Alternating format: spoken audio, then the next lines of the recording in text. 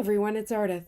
Today I've done some festive Copic coloring on a Christmas card using the Shine Bright set from a Jillian Vance design. This set comes with a Christmas light image and a bunch of light-related sentiments, many of which can be used year-round.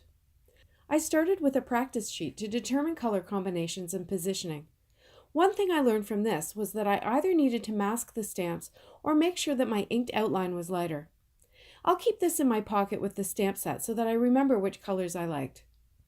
So I got out my Twilight ink and I remembered to stamp off each time as I stamped the row of lights across the bottom border.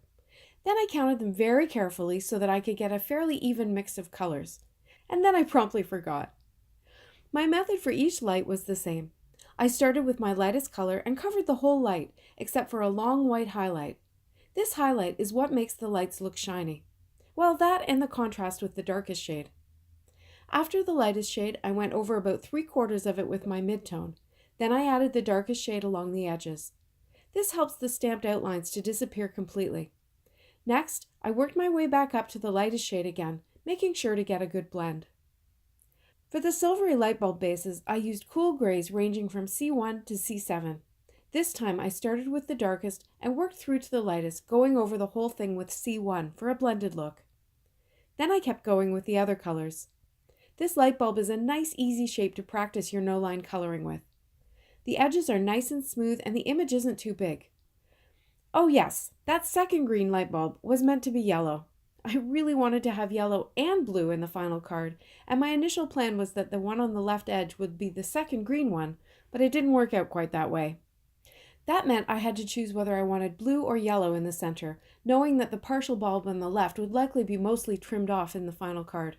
I chose blue, but I'm still sad that there's no yellow. I did color in the yellow, but in the end it felt off balance, and so it ended up in the recycling. Next, I drew in an electrical cord from the base of the blue bulb, since it was stamped with the base on top. I lightly drew the curved shape with a pencil, and then I used the same cool gray markers to color it in and shade it. Because the pencil lines were light and my grays were dark, the outlines disappeared under the coloring, and the different shades of gray gave the cord some dimension. I trimmed the panel down to get rid of the yellow light, and then I chose a sentiment from the Shine Bright set. It says, "Share the light of Christmas." Given how much white space I still had on my panel, I thought that the sentiment was a bit too small, so I got out the big Christmas greetings set to make it bigger. I chose the large Merry Christmas, and I snipped the two words apart. I perform stamp surgery often to give me more flexibility with my sentiments, but I know it makes some people nervous. You can always mask the sentiments if you prefer. But if you do perform surgery, here's a couple of tips. One is to use very small, sharp scissors with a very fine tip.